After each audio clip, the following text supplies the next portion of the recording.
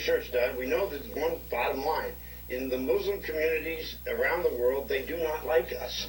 They recruit people from poor areas and they turn them into terrorists. And we These know guys that. weren't poor, though, right? Well, no, they weren't poor. What I'm saying is they had opportunity, scholarships. They do go into, for example, in Gaza and some of the refugee camps, and they recruit. It's not hard to recruit though, because the hatred for the United States runs deep. And so back to my point, I think we really have to consider, given the fact so many people hate us, that we're going to have to cut off Muslim students from coming to this country for some period of time, so that we can at least absorb what we've got, look at what we've got, and decide whether some of the people here should be sent back home or sent to prison.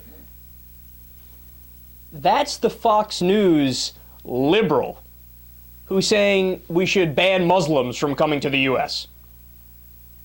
Man, these guys are brilliant. You know what I'm learning? The more that we do the show, the more I obviously have to research every day to get stories to report to you guys, right? I'm starting to think that human beings are inherently irrational, or I don't even know if that's the right word, innately irrational. We start off as being irrational beings, and you have to try to work hard to rise above the fray and make yourself rational, right? I mean, listen to how stupid that idea is. There's over 1 billion Muslims in the world. You're going to blame essentially 1 billion people and say you're guilty by association because somebody who happens to belong to your religion committed an atrocity? No. Try to flip the script for a second. Now, the overwhelming majority of mass shootings in the United States are done by white males. So does that mean that, well, we should stop the immigration of white males from now on?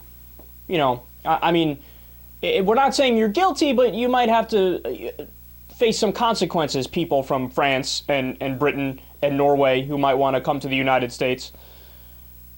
No, see, when you flip the script, you realize just how absurd it is. That to paint with such a broad brush and use such a sweeping generalization, you're punishing over 1 billion people for the actions of 2 people.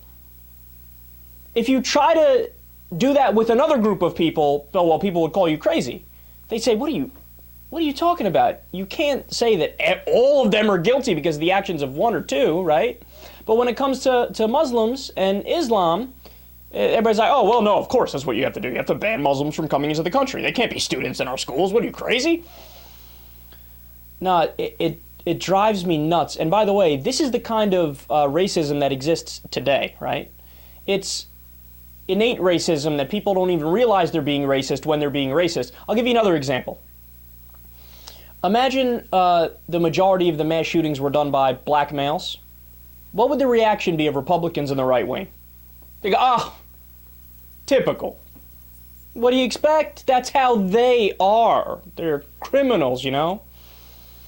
But when it's a white male, to bring up the fact that it's a white male, you're dismissed as a Looney Tune. And people say, why are you making connections to something that obviously doesn't have a connection, right? Now look, in the case of the bombers, yes, Islam is related to the fact that they did what they did. Absolutely. And it's a fundamentalist interpretation of Islam, and it's jihad. And nobody is tougher on religion, number 1, and fundamentalism, number 2, than I am. You don't believe my track record, go check the YouTube archives or the Blog Talk Radio archives. You know, I get hate mail all the time because I'm supposedly too hard on religion, right? But you can't say that 1 billion people, the overwhelming majority of them being moderate, and a lot of them sympathetic and like the United States, you can't say that, well, they're all guilty because of the way 1 or 2 of them acted.